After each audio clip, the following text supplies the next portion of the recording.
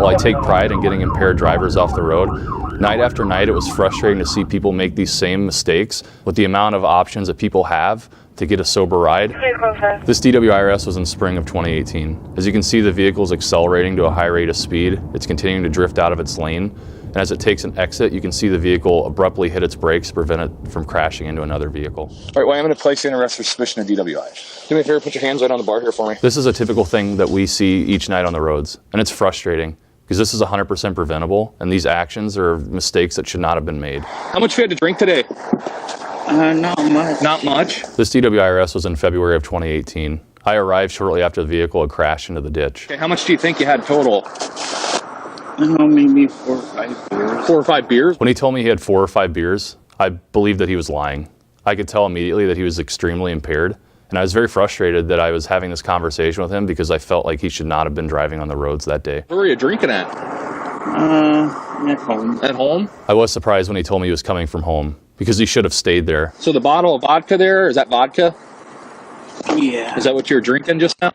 Yeah. Okay. Probably shouldn't do that, man. It's a little dangerous, don't you think? Yeah. It's not just a night thing that happens with DWIs. Come over here for me, okay? We see drivers during the day that are driving and they're impaired and they should not be operating a car. Just follow my finger with your eyes only, okay? Does that make sense? Yep. All right.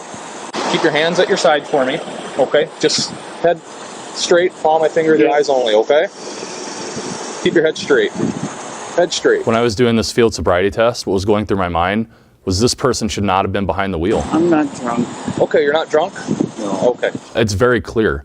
If you watch this video, he is extremely intoxicated. What I'd like to do is just imagine there's a straight line here for me, okay? When I tried to do more field sobriety tests, he could not follow simple instruction. And that shows how impaired he actually was. Do you think you can do these tests? No? Do you think you're probably too impaired tonight? Yeah. Sometimes we have people that deny being intoxicated at first, and then as we stand out at the side of the vehicle, they start to realize that they're not feeling in the right state of mind. And they start to realize they're impaired, and when they try to do standard field sobriety tests, they can't do them. Deep breath blows, harsh can.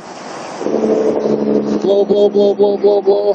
When we make a DWI arrest, we are fortunate that we were able to get that driver off the road before they injure or kill somebody else that's just driving on their way home, going to work, wherever they're going. You're a .275, okay? So you're going to be under arrest today for DWI, all right? The message is clear. Plan ahead, find a sober ride. If you can't find a sober ride, then don't go out. Make that decision. You don't want to end up with a towed car and arrested for DWI. 15th wanted a code of 510s on the tow.